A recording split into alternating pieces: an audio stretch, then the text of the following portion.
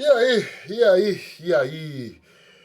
Quando saiu a escalação a gente já sabia, né, que não ia lá ser grande coisa o jogo, né? Porque na verdade é um repeteco, né? Do que foi a última partida do São Paulo na Sul-Americana lá contra o Milionários, né? E ainda jogando contra o O'Rings, que eu repito, pra mim, tirando o São Paulo, claro, né? Depois do São Paulo, é o melhor time desse grupo C da Sul-Americana, né? É um time extremamente bem treinado, que sabe o que fazer com a bola. Falta qualidade, mas claro, tem dinheiro, né, cara?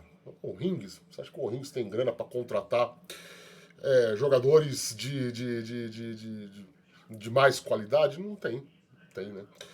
Mas o técnico é muito bom, gostei muito, né? E assim, se contra o Milionários, que é fraco, né? É um time fraco, um time ruim.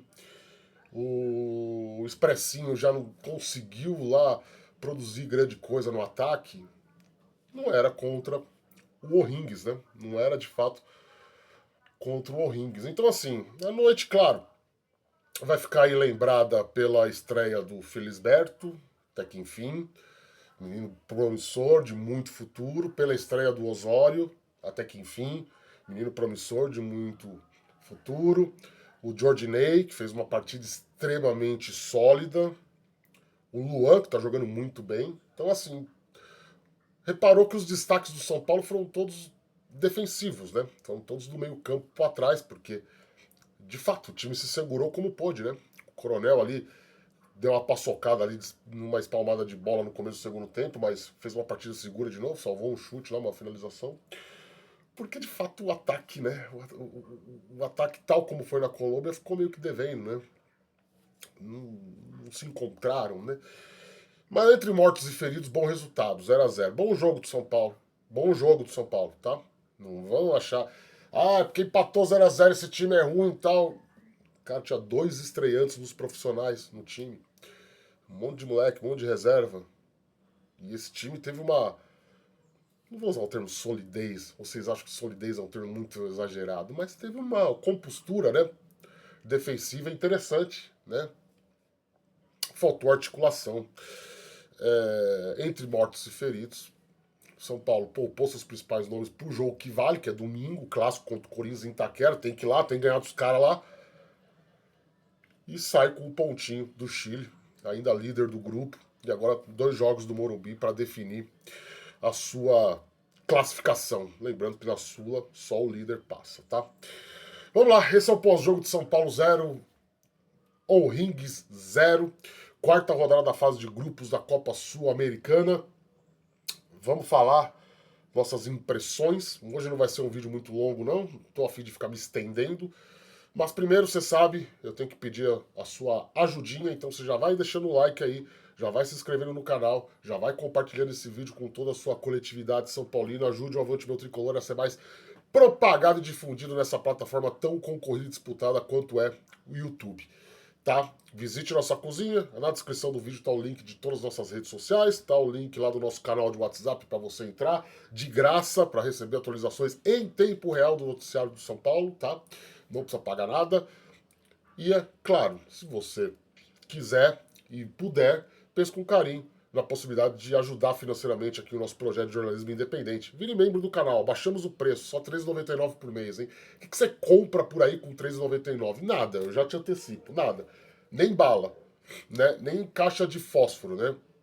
Você compra, né? Ai, minha sinusite, minha rinite, aí eu vou atacar logo agora, tá?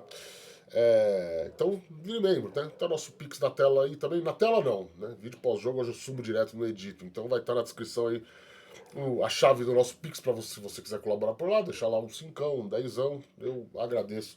A gente agradece de coração. Tem um botãozinho a aqui também. Se tiver uns hype aí sobrando aí, gasta com a gente também. Toda ajuda é válida e muito bem-vinda. Vocês não sabem a dificuldade que é fazer jornalismo independente no Brasil. Que frase. Vamos lá, né, rapaziada? O primeiro tempo foi sofrível, foi horroroso em vários aspectos, né? Foi um São Paulo que se segurou como pôde. Eu sei que eu tô sendo aqui, tô sendo repetitivo, mas de fato, né? Se o O'Higgins tivesse um pouquinho mais de qualidade, jogadores um pouquinho mais qualificados, ele talvez teria aberto o placar, porque o São Paulo não se encontrou, né? E para piorar, de fato, até meio soa como uma incoerência, mas o São Paulo teve as melhores oportunidades no primeiro tempo, né? Teve 3 chances ali muito claras de gol, né? Que o O'Higgins não teve. Por mais que o O'Higgins tivesse mais volume, tivesse mais posse de bola, tivesse um número maior de passes, na verdade, no contragolpe, né?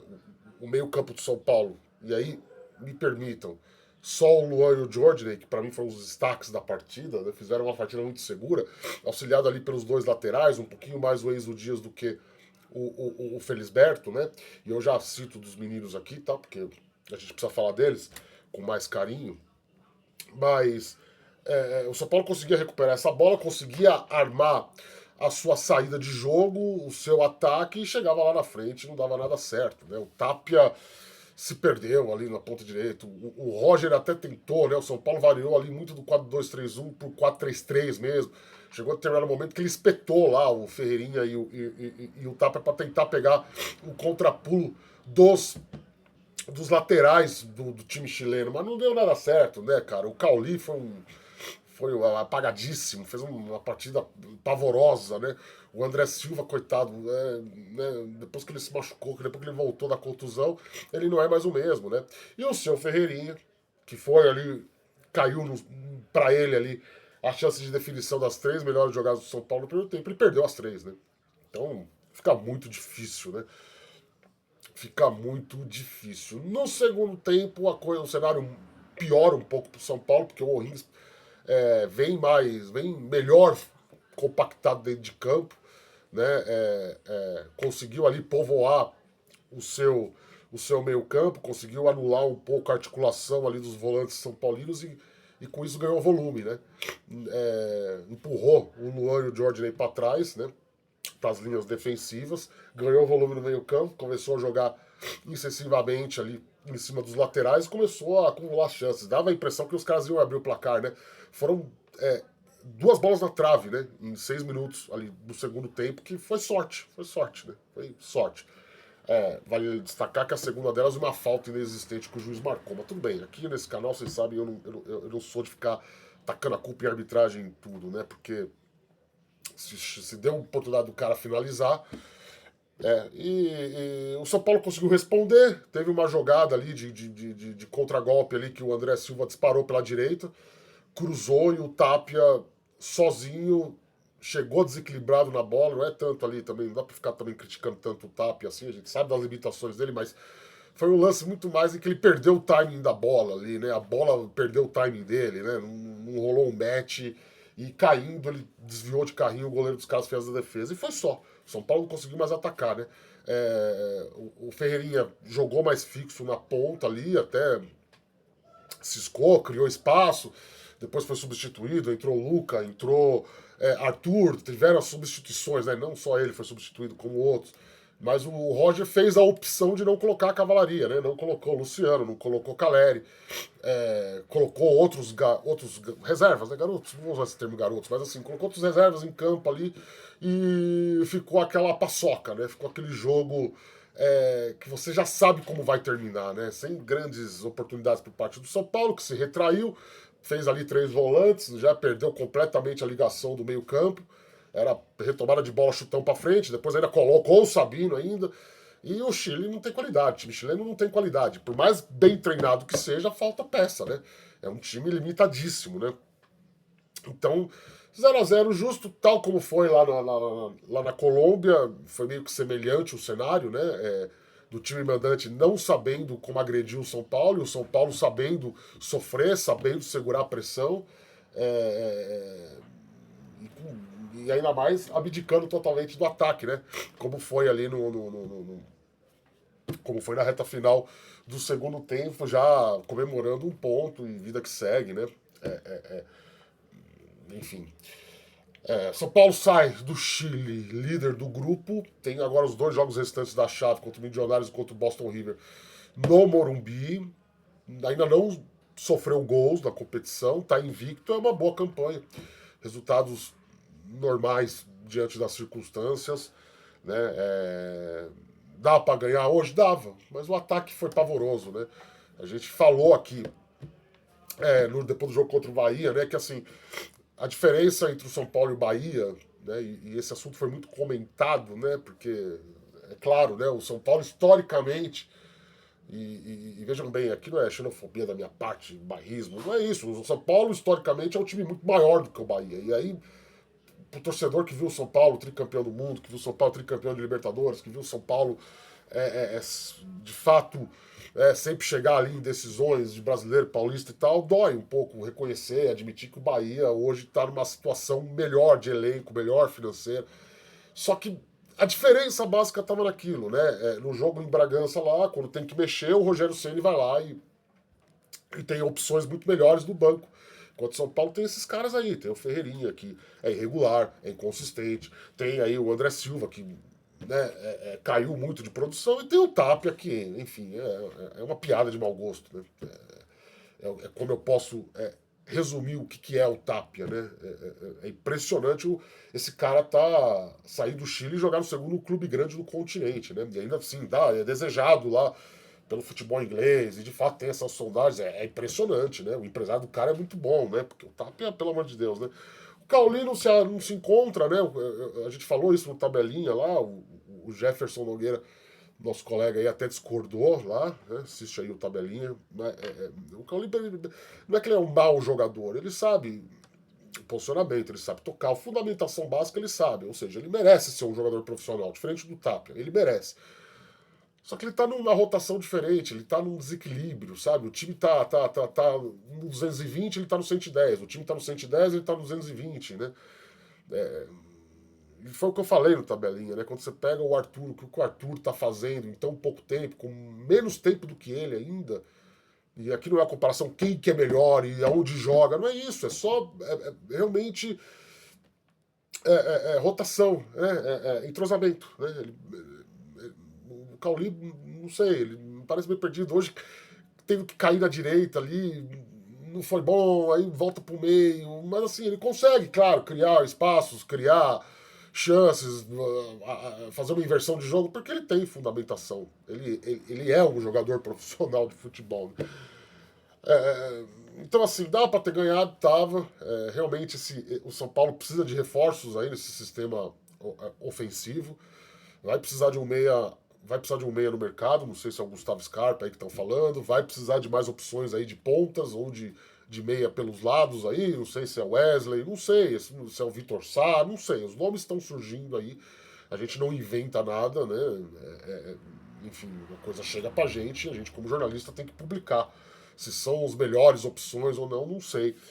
Porque, para entrar realmente de fato no que eu queria falar desse vídeo, que são os garotos da base, né? A gente tá vendo um Luca que tá entrando e não tá conseguindo driblar, não tá conseguindo ganhar espaço, não tá conseguindo quebrar a linha, não tá conseguindo fazer, criar grandes oportunidades.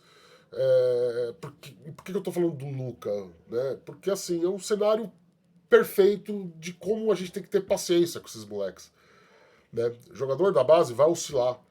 O jogador da base, ele vai oscilar. O jogador da base que não oscila, já sobe pronto, já sobe tendo uma sequência muito boa, tal, é gênio, é fora de série. E o São Paulo não tem hoje na sua base jogadores fora de série. O São Paulo não tem um Estevão, o São Paulo não tem um Hendrick, tá? O São Paulo não tem, para ser justo aqui, um Beraldo que seja, né, que dentro da sua função ali, dentro da sua posição, pode sim ser considerado um jogador fora de série, por que não? Né? O São Paulo não tem um gênio na sua base que vai chegar e vai resolver todos os problemas de uma vez, ou que pelo menos vai manter regularidade, porque o que separa a promessa, né, o jogador comum ali que você forma na sua base, do fora de série, do cara que vai ser vendido por 60, 70, 80 milhões de euros, né, do Denilson, né, do Kaká, né, realmente o cara que consegue sair de uma categoria de base, do sub-17, sub-20, onde o ritmo é outro, a dinâmica é outra, a intensidade é outra, os combates físicos são outros, o funcionamento é outro, e chega no profissional já conseguindo demarcar o seu território, né? E assim, a partir do momento que a gente pede o uso mais constante dos jogadores da base, né? Era uma cobrança do meu dia, do Crespo, do agora pro Roger. Né? A gente tem que entender que tem que ter paciência, né? Eu já vi lá nas redes sociais muita gente criticando o Felisberto, e eu acho o Felisberto um jogador mais completo do que o Mike ali. É um cara que tem uma experiência como categoria de base enorme, enorme, muito bom jogador. Só que diante desse contexto, diante desse cenário, né, de diferença física, de diferença tática, de ambientação, a gente tem que ter paciência. Ah, mas ele tá treinando na Barra Funda lá desde 2024. Ele pode treinar na Barra Funda 10 anos. Parte do processo de crescimento e amadurecimento desses jogadores passa por eles jogarem. Não só treinar. Não é só ali treinar todo dia ali contra o Enzo Dias e contra o Wendel que ele vai se aprimorar, ele vai aprimorar a fundamentação dele. Né? A fundamentação, aliás, ele pode até melhorar, de fato, né? Ele pode até ali ter aperfeiçoar o cruzamento, aperfeiçoar a finalização, mas algumas dinâmicas de tipo de comportamento dentro de campo, de visão de jogo, de ocupação de espaço é tempo. E a torcida tem que ter esse papel de paciência. Porque esses meninos vão oscilar, esses meninos vão ter partidas muito boas, como o Osório teve hoje. O Osório foi ali, tirando o Jordan e o Luan, e eu já falo com mais calma do Jordan, o Osório foi muito bem, foi muito bom, foi muito seguro ali. Só que assim, no primeiro tempo errou algumas bolas, perda de tempo de bola, marcação errada, sabe? Quando tinha que marcar o cara, marcava a bola, quando tinha que marcar a bola, marcava o cara, porque é normal. É normal, é normal. Eu vi muita gente falando, o Felisberto tomou bola nas costas ali do ponta dos caras. O Felisberto não chegou na linha de fundo pra fazer um cruzamento. O Felisberto, pô. Calma, é o primeiro jogo do moleque no profissional, gente. É quase como se fosse um outro esporte. É injusto a gente colocar na mesma prateleira um profissional com o sub-20, com o sub-17. Algumas jogadas, uma jogada que o Felisberto tem muita característica na base, que é de colocar a bola na frente, correr e ganhar. E isso dá certo, porque lá nas competições sub-20 você pega times horrorosos, né? Você pega ali, cara, sei lá, né? O Campeonato Paulista, principalmente, assim, só um exemplo, tá? Sem querer ofender ninguém, se você se sentir ofendido, me desculpa, mas assim, Tanabi, Santa Cruzense, Araçatuba, sabe? Presidente Prudente. São os moleques que não têm alimentação adequada, não tem estrutura adequada. É diferente do moleque que faz a base no São Paulo. Então essa jogada que ele tentou hoje ali, 2, 3, 4 vezes, não deu certo. No primeiro tempo, aí no segundo tempo ele já não fez. Tá? Eu não tô aqui para elogiar o Roger, mas assim, não é só o Roger também. Alguém falou para ele, falou, cara, não vai dar certo, você não vai ganhar do ponta do O'Rings da corrida, você não vai ganhar do volante do O'Rings só no físico, só de colocar a bola para frente e tentar ir, sabe? Então, assim, o Osório no primeiro tempo teve sim, falhou, no segundo tempo também falhou em uma jogada ou outra, alguma bola que espirrou, ele perdeu o tempo e o cara saiu livre, né? Aliás, a defesa do Coronel no segundo tempo, especificamente, pelo segundo tempo foi um bombardeio, né? Acabei nem falando isso. Foi um bombardeio, o São Paulo segurou quando deu ali, mas eu acho que a chance mais categórica foi uma defesa do Coronel, né? Justamente numa bola espirrada pelo Osório, né? Mas não adianta a gente xingar o moleque. Calma, calma, calma. Tem que ter calma, gente. Tem que ter calma. Base vai oscilar, ponham isso na cabeça. Jogador da base que não oscila quando chega no profissional é fora de série. É a sua venda de 20 milhões de euros, 30 milhões de euros, 40 milhões de euros. E esses jogadores, eles podem se tornar grandes jogadores de futebol, só que eles não são gênios. O Osório não é um gênio da zaga, um deus da zaga, sabe? Um novo Beraldo. Não é, não é. Sabe?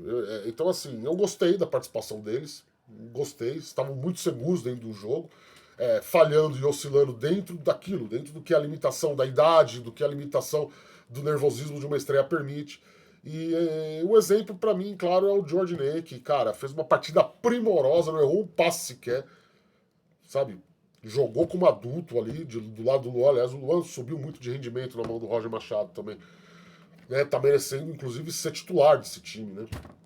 Jogar ali contra o Corinthians, né? Tá merecendo, porque o Luan tá jogando muito bem. E ele com o Jorginho ali, eles se acertaram, cara, né? Quando ele sai entre o Danielzinho, o time ganha mais dinâmica, mas você vê que a ocupação de espaço defensivo, a recomposição ficou um pouco falha. O O'Higgins cresceu, atacou mais quando o Jorginho saiu, porque eu não tô falando que o Jorginho é melhor que o Danielzinho, não é isso, mas assim, naquele contexto específico da partida, o Jorginho estava tendo uma atuação muito segura. E por que eu tô falando dele? Porque contra o Milionários ele foi terrível. Ele foi terrível. Ele tava afobado, ele tava nervoso. Ele tentava. Ele variava ali, tentava marcar os caras lá na Colômbia, no mano a mano, e tomava prejuízo físico. E hoje não, hoje ele tava marcando espaço, distribuindo o jogo, sabe? Fazendo ali a amplitude, saindo da esquerda, indo pra direita, invertendo voltando para fechar na linha de três na defesa quando o Ring estava chegando. Né? Então, assim, para mim é a exemplificação perfeita. É um jogador que teve uma atuação criticada, né? Por mim, tô falando, não sei vocês, tô falando por mim, né? Teve uma atuação muito apagada, esse é um termo mais correto, né? Vamos usar assim, no jogo contra o Milionários, e hoje foi muito bem. Então, assim, esses moleques. E garanto para você o seguinte: se ele for titular lá contra o Juventude em Caxias do Sul no meio da semana que vem, pela Copa do Brasil, ele vai oscilar, talvez ele faça uma partida horrorosa. Porque é normal, a gente tem que ter isso na cabeça. É basicamente um outro esporte. É basicamente você trabalhar uma vida inteira, tá? Uma vida inteira com máquina de escrever, e aí você chega um dia, o cara põe um computador lá, um Windows. Você entendeu? É basicamente isso. A gente tem que ter calma, a torcida tem que ter esse papel importante. Não adianta a torcida do São Paulo sair fritando o jogador à torta e à direita aí, né? Tem uns que fazem, eu respeito quem trabalha dessa maneira, quem age dessa maneira. Só que não é o caminho. Não é o caminho. É um processo lento, gradual e seguro. Não adianta, não tem jeito, não vai furar fila. São Paulo não tem foras de série para furar fila. E o que eu vi hoje? Eu vi hoje um Osório muito seguro. Eu vi um Felisberto muito seguro dentro das suas funções de lateral, dentro das suas atribuições do que a posição exige. Repito, pode ter erros individuais? Pode ter erros individuais. E tá tudo bem, tá tudo certo. É para isso que eles foram escalados hoje e não domingo em Itaquera. E só vão corrigir isso com o tempo, com a sequência de jogos. E o Jorginho, para mim, é a prova disso. O Jorginho hoje teve uma atuação muito segura. Para mim, o melhor em campo.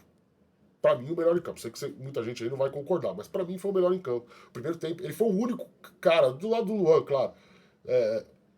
O único cara do São Paulo que se destacou, assim, que você via que estava sempre com a bola, sempre procurando, sempre dando combate, sempre mordendo os caras. Muito diferente do que ele fez na Colômbia. Então é isso, esses processos que levam tempo, tá? Então eu só queria encerrar o vídeo, até me estendi, tô aqui sofrendo aqui com a minha sinusite aqui, mas eu só queria pontuar isso para vocês, tá? Não adianta vir aqui e falar assim, pô, esse Felisberto aí é uma merda, pá, esse Osório aí é um lixo, pá, Não, tem que ter paciência, tem que ter paciência. E o que eu vi hoje me alegrou, me animou. Eu tava com muita expectativa de ver o Felisberto jogar, muita, porque desde que eu comecei a cobrir.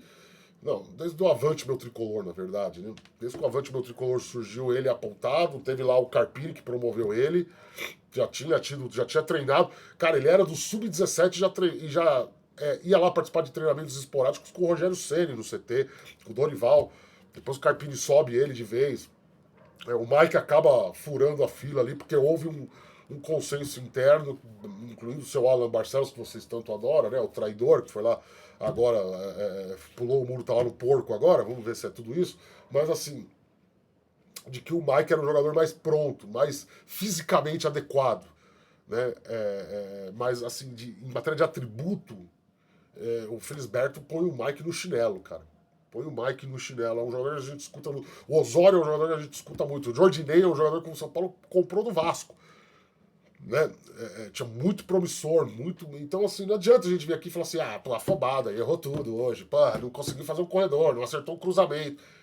Calma, calma, calma. A comparação que eu faço, cara, já fiz muitas comparações hoje, né? Mas assim, A primeira vez que você beijou na boca foi legal? Foi bom? Você já era o mestre do romance? Primeira vez que tu saiu com uma guria, ou que tu saiu com um garoto, você que é mulher. Tua primeira vez ali. Primeira vez, você sabe do que eu tô falando. Tua primeira vez ali. Foi bom? Você fez acertou de primeiro os buracos?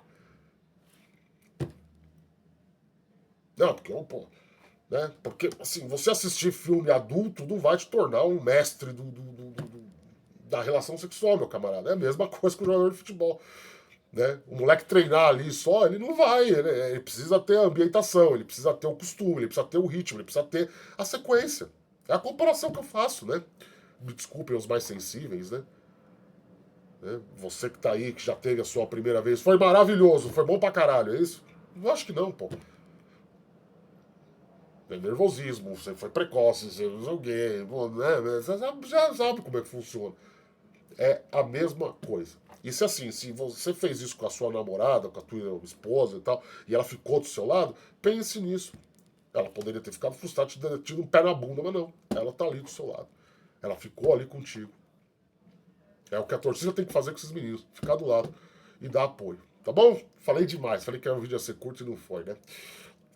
Beijo do gordo, tchau. A gente volta, né? Domingo é o jogo que vale. Vamos lá, vamos ganhar desses filhas da puta naquele estádio de merda lá. Chegou a hora, né? Chegou a hora. Chegou a hora da gente afastar esse temor aí, né? E que o Luciano chute a bandeirinha. Tchau!